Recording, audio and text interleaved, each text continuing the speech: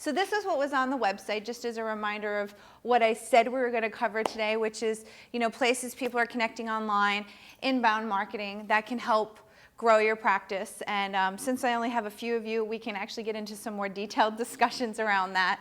Local search and local marketing items, social media and reviewing sites, and then ironically, of course, I have a case study of a doctor that's completely shifted from anything outbound and all, online marketing, and then lowered their budget as well. So we'll talk about that. So just as a reminder, some of the statistics that are out there, how many people are online, and you can see, because of what we're talking about today, I know mostly everybody's concerned about their own local areas, but you can see how many people obviously all over the world are using, the web.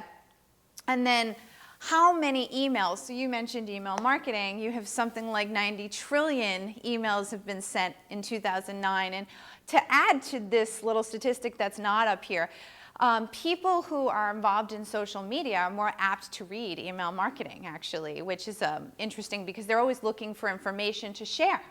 So that's one of the things to know, is that you're not abandoning one strategy for another. You're actually using them collaboratively. So there are over 500 million active users on Facebook. Do you guys know what that means? The term active user? They're just on there. They're just accounts. No, actually that's not. There are more than 500 million people on Facebook, but they consider an active user as someone who signs into Facebook daily and who has more than 100 friends. So though Rich in the back of the room has more than 100 friends, he's actually not what we would call an active user because he doesn't log in daily. So these are people who actually log into Facebook daily. So there are way more than what's here, but it's important to have some idea of how they classify active users, which I think is important because when you look at numbers, especially if you're in the marketing field, we all know that they skew things. This is an important piece to know. And so no surprise, obviously it's growing. There are about 126 million blogs on the internet. So that's one question I didn't actually ask, which is any one of you running your own blog? Okay, good, something new to talk about.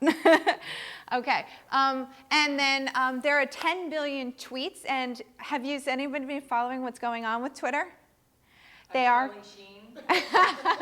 Yes, Charlie Sheen. But what's interesting is I actually got the biggest kick out of how Twitter got spotlighted on Grey's Anatomy, and they used it in the operating room to show doctors helping other doctors around the country. And what is interesting to understand about what's going on with Twitter is, it's really, from that point of view, a tool that people will use to educate themselves, to stay connected.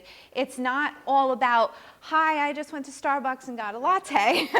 It has become a greater tool for educating and communicating, especially in academic and business. So if I know this doesn't affect you guys, but for you and you who might be trying to reach out to practices or up-and-coming doctors, this might be a place to start to look at that.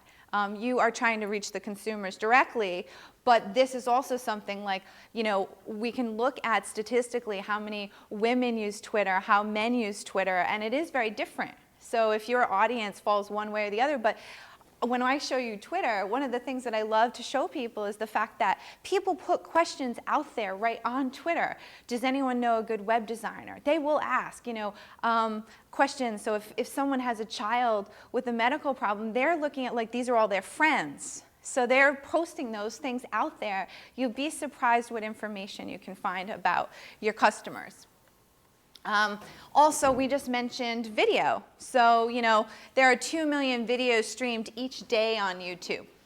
So, and as we just talked about movies moving into Facebook, but really this is more what you would create, what your audience is looking into, what they're reading. So, and of course, because we're talking about not just social, but I also wanted to show search, Google has 293 million searches per day.